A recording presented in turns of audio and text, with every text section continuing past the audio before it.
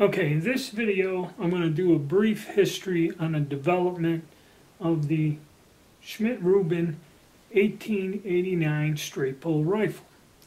Now there are a lot of other channels that really go into depth about who Schmidt and Rubin were and the development and everything else, but I'm just going to kind of carry over and go over this quickly. Now I have a Swiss Federally here, okay? And the reason is they kind of tried to modify the Swiss Federally into the smokeless cartridge era. Okay, we all know the Federally was the first military bolt-action repeating rifle that used a metallic cartridge, adopted in 1869. There were other single shots, but it was the first repeater, so it kind of has its claim to fame in military gun history. Now, it did use a black powder cartridge. I don't know if it got to where they were using smokeless towards the end, and it used a paper patch bullet originally, which a lot of ammunition, and that was the standard. Paper patch on soft lead was like a jacketed bullet with a black powder charge. Most of the old guns, that's what they used, and that was the same with this. Now, what they did, and now, like I said, you can check out the other websites for more in-depth history. One is the CNR Arsenal, then there's Bloke on a Range, and there's several other guys that do in-depth on the history here. So, what I suggest is, also, I'm going to suggest this, is reference books. And the reason I suggest these, one is Collector's Guide to Military Rifle Disassembly. I did a review on this book, and this is available on Amazon. Now, another one, I keep saying this, is this Guide to Swiss Rifles, okay? And the reason is, if you want to know about the history and other things, it's all in there. And also, this is a diagram where if you see where this magazine is similar,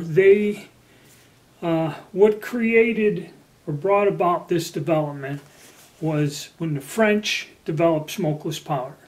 Had a small bore smokeless powder rifle. This created a huge arms race.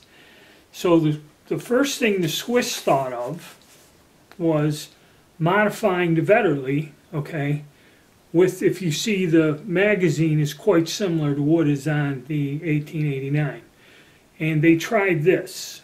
This did not work out well for them, so they dropped this whole project.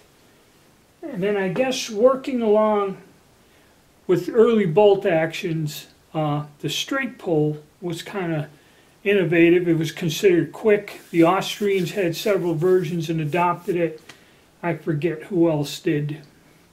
The Remington Lee was more of a cam, so this type of straight pull type of action was popular, but I think because of the complexity of the systems, it never, you know, the Mauser standard turn bolt was what ended up being the standard. But why they went with it, I'm not quite sure, but that's what they developed.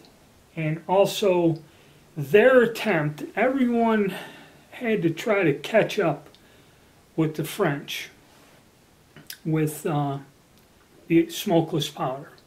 Now, you'll see a lot of channels, and when people discuss this gun, semi-smokeless, black powder, smokeless, whatever, you know, I'm not quite sure. Some people say it was black powder, semi-smokeless, and that, much like the Austrians. Some say it was always a smokeless powder. Okay, it all comes down to who translated the information from where, and I'm not quite sure. But the bullet was rather odd.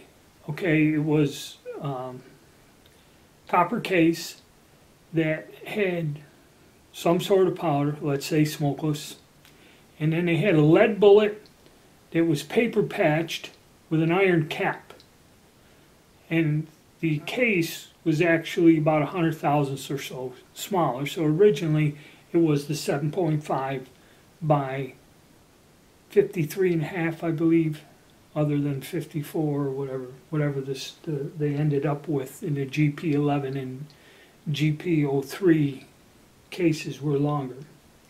But, okay, and this is where a lot of people are wrong. You can chamber the longer case in this gun.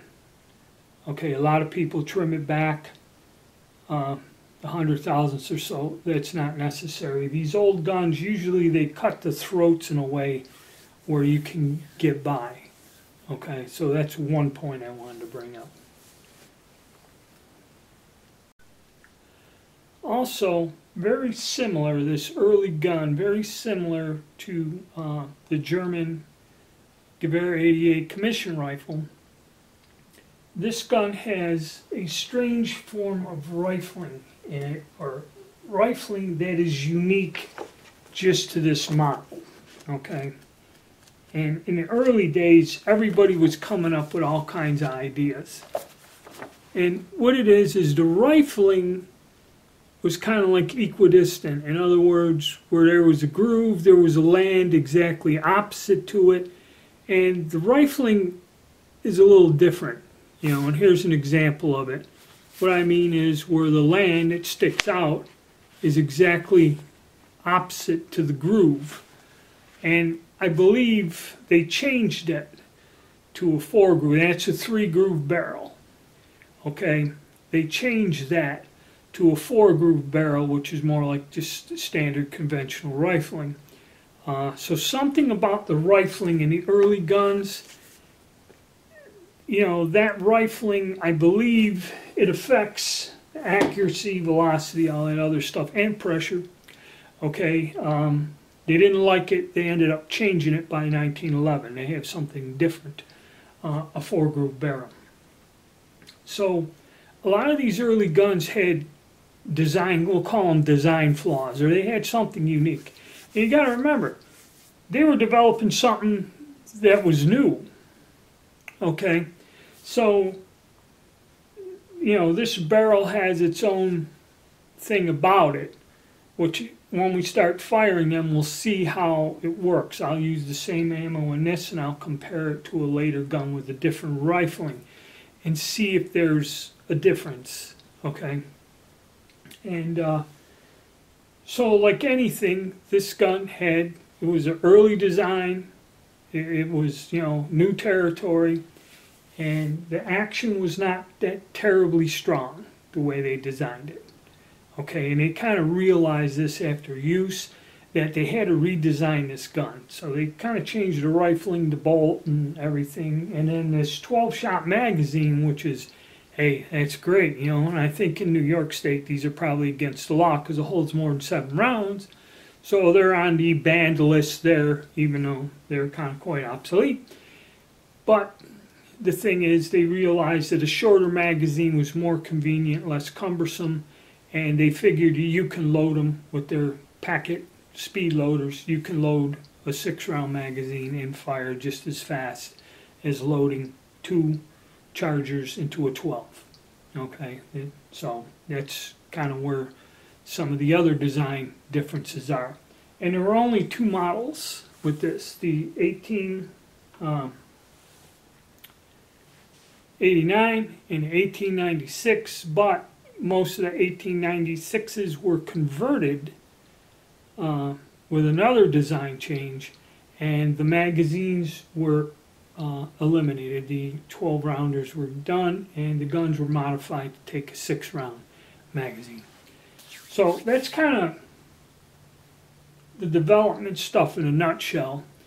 Now in the next video, we're going to take a closer look at the gun. I'll show you how it operates, pull the bolt out, talk about the magazine cutoff, and all the other fun stuff. All right.